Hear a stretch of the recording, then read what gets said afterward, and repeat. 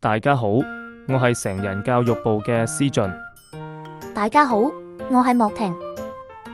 3月份聖經遊戲聖會參加人數多達110人次，大會多謝大家熱烈支持。我哋不如介紹下自己。我哋就係教會一套精彩的微電影《一代聖經中思中》4大高手中的思俊及莫婷。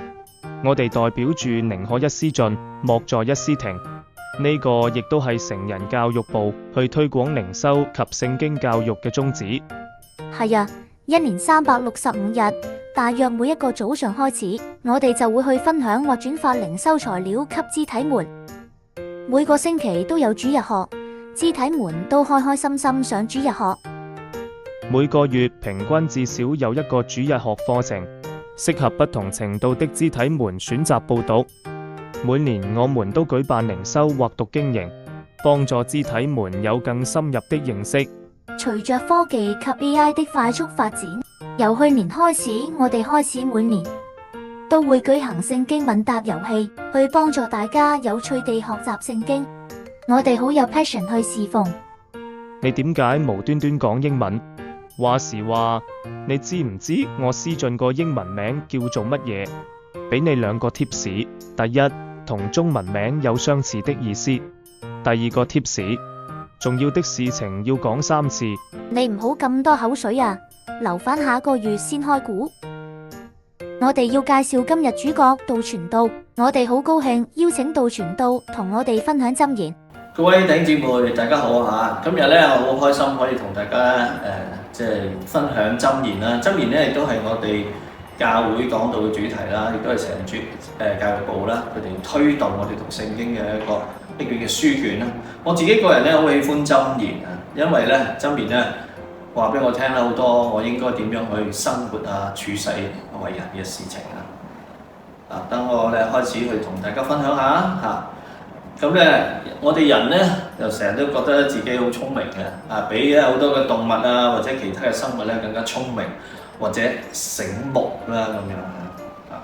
不過咧，就算我哋人係好聰明，不過咧其實我哋嘅生命裏面咧都係好容易咧受到我哋自己嘅裏面嘅慾望所驅使。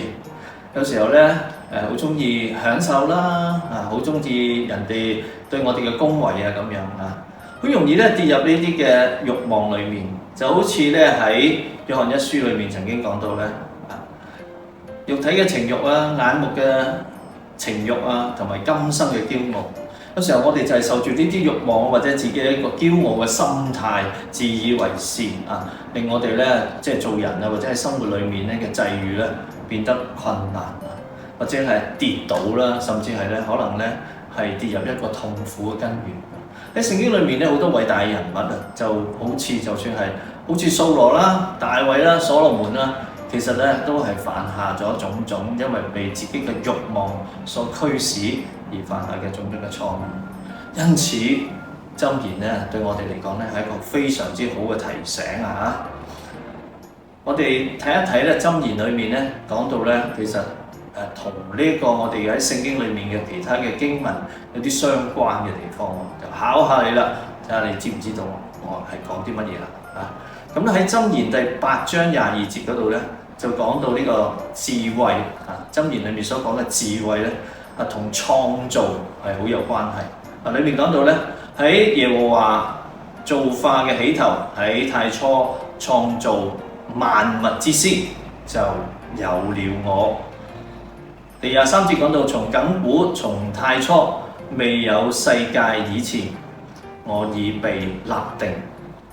咦？諗下其實同乜嘢新約嘅經文有啲共鳴呢？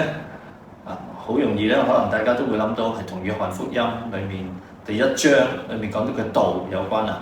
就好似約翰福音1章1節裏面提到，太初有道，道與神同在，道就是神。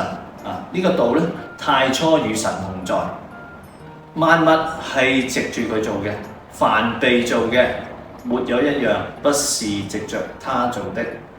原來咧，我哋諗下，如果講到呢個道嘅時候，我哋就會知道呢個道就係講緊主耶穌啊嘛，係咪？原來咧，主耶穌就係呢個道，就係呢個智慧。呢個智慧咧係創造天地嘅。各位嘅神啊。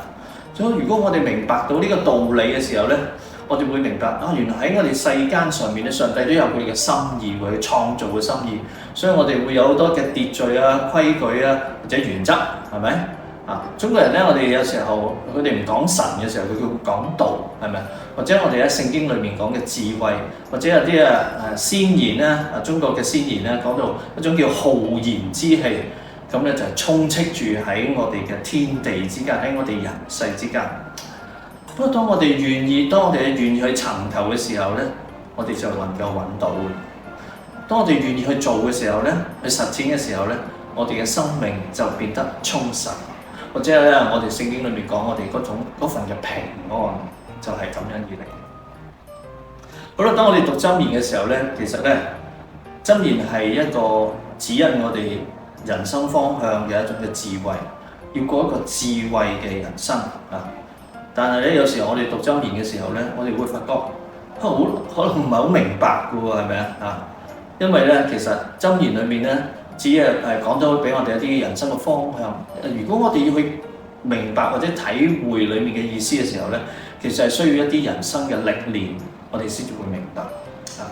好似一句説話咁講啦嚇，喺箴言裏面話：鼎為煉銀，爐為煉金。下一句係咩啊？下一句就係唯有上帝熬煉人心，係出自喺箴言第17章第3節。如果我哋諗翻呢啲先賢，聖經裏面嘅先賢，好似掃羅啊、大衛啊、所羅門王啊咁樣，其實佢都係經歷過呢一啲嘅試煉，呢啲嘅熬煉，令到佢嘅人生更加精彩啊，或者令到佢嘅人生更加知道應該走一啲咩嘅方向。所以人生咧唔係一定要當自己係跌倒嘅時候先至學到一啲嘅功課，多啲讀箴言啦，係咪啊？箴言裏面其中一樣咧係好清楚話俾你聽，亦都係俾我哋一個選擇。你要選擇做一個義人啦，一個智慧人啦，定係選擇裏面所講嘅愚妄嘅人咧？嗱，今日我嘅分享嘅箴言就到呢度為止啦。希望大家咧喜歡繼續一齊同我一齊去思考我哋嘅人生，遵守上帝嘅教導，去領略箴言裏面豐富嘅寶藏。多謝杜先生分享。第4期遊戲在4月20號起開始，今期範圍包括箴言第16到20章及4月份箴言，講到有關經文及內容，鼓勵大家踴躍參加。